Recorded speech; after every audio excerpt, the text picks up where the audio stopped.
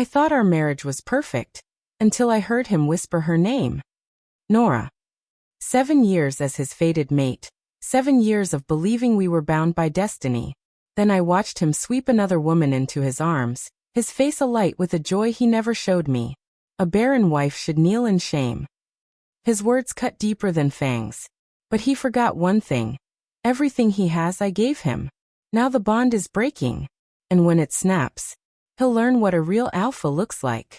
Violet. Where betrayal burns and vengeance bites back. Violet. I thought our marriage was perfect until I heard him say her name. Nora. Lucas darted away from me and across the room to a woman in a velvet blue dress. He swept her up into his arms. His face lit up with a joy that I'd never seen on his face before. He looked at her as if she were a gift from the moon. And I realized that there was this whole other side to Lucas I had never seen. He loved her, more than he ever loved me. The thought cut like a knife. I wanted to look away, but I couldn't. He whirled her around with their cheeks pressed together, squeezing each other tight and whispering. It was written all over their body language that Nora held a place in his mind and heart that I never had. Yet I was his fated mate. I gripped the glass in my hand tightly, shattering it. A low, furious growl started to build in my chest. Who was she? How could he act like that with some other woman in front of me? Here? Now? Like this? The Alpha gathering was just next door, and everyone I had invited was here. Tonight was supposed to be a celebration of our packs uniting under the Dark Moon banner, and the official merge of our packs, a symbol of how powerful our relationship was and the start of all the great heights we'd reach together. And yet, my husband of 7 years was in another woman's arms as if this night was the first night of the rest of their lives, not ours. Lucas set Nora down, barely brushing his lips against her cheek, and whispering something soft and intimate into her ear. She flushed and giggled. The sound of broken and fallen glass came from far away. My feet were moving, cutting through the crowd before I could stop myself. I reached them quickly. They didn't even have the decency to pull away from each other. If anything, Nora drew closer. I looked at Lucas. He lifted his chin arrogantly. What is it? Aren't you going to introduce me? I asked, meeting his gaze. He set his jaw. Don't you have something else to? I thrust my hand toward Nora. It's a pleasure to meet you. Nora, was it? I'm Violet. His wife. Lucas shoved my hand down and stepped in between us. My chest grew tight at the obviously protective gesture. He was protecting her from me. How dare you, he hissed. Go manage the caterers or something. Leave me and Nora alone. You expect me to just let you disrespect me? You're the one who's disrespecting me, he hissed. I'm your alpha. You don't question me. If you don't understand your place, leave. I cocked an eyebrow at him. My anger turned cold and vicious. I clenched my fists at my side. Leave? I asked. You want to kick me out? If you don't have the sense to behave the way you should. And how exactly should I behave? You shouldn't even be showing your face for all the shame. Shame? I have nothing to be. What should a wife feel other than shame if she can't bear her husband's children? He hissed. A barren daughter of a breeder? Your father must have known you were defective. No wonder he was so happy to get you married off. I let the words cut through me like a knife, but I didn't look away. I didn't flinch, but I didn't have to for him to know how deeply his words cut me. I had always wanted children desperately. He knew that. We both wanted children, but the goddess had not blessed me with even a hope for a child. Breeders were highly coveted in the werewolf world, known to be very fertile and bear the strongest werewolf children. I was proof of that in every way. My mother had been my father's fated mate, and he treated her like the stars were her eyes and she could do no wrong. He had never taken another mate, wife, or even a lover after she died.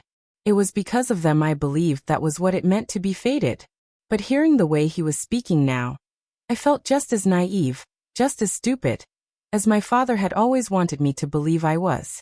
Then I caught myself and halted that train of thought. Lucas owed me everything he was right now, from his new shows to his status within his birth pack, and this was how he treated me? Before we married, Lucas was the youngest, forgotten son of the Alpha of Twining River, a territory barely the size of a town. He was never in line to inherit in his own pack, while Dark Moon controlled nearly a third of the state and several business enterprises. Perhaps you're the defective one. I cocked an eyebrow at him, letting my gaze drag over him with contempt. Your father certainly had reasons for his reservations, didn't he? He turned bright red. You. Oh, please don't fight, Nora cut in. I'm sure he didn't mean it the way it seems. It's just that Lucas and I haven't seen each other in so long. We were together up until he met you and all. Someone called my name.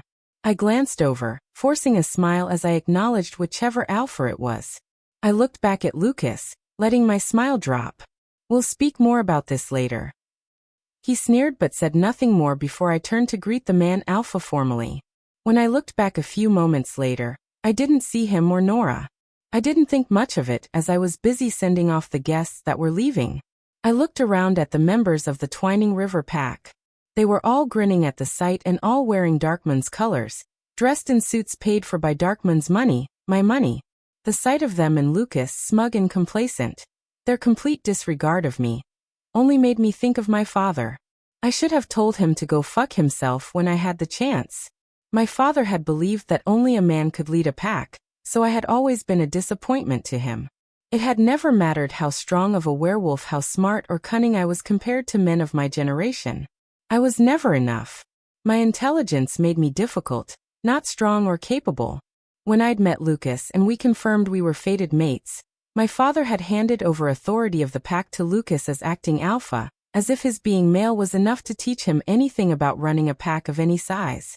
I had just wanted my father to die in peace, so I had stepped back and played the part of Luna, allowing Lucas to act as the alpha, but I was still the registered alpha, and I always would be. Lucas had been upset about it, but he had seemed content when his influence within his own pack started to grow.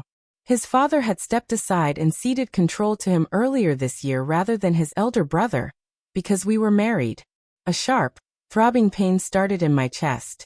I tried to fight through it, but my vision started to blur from how much it hurt.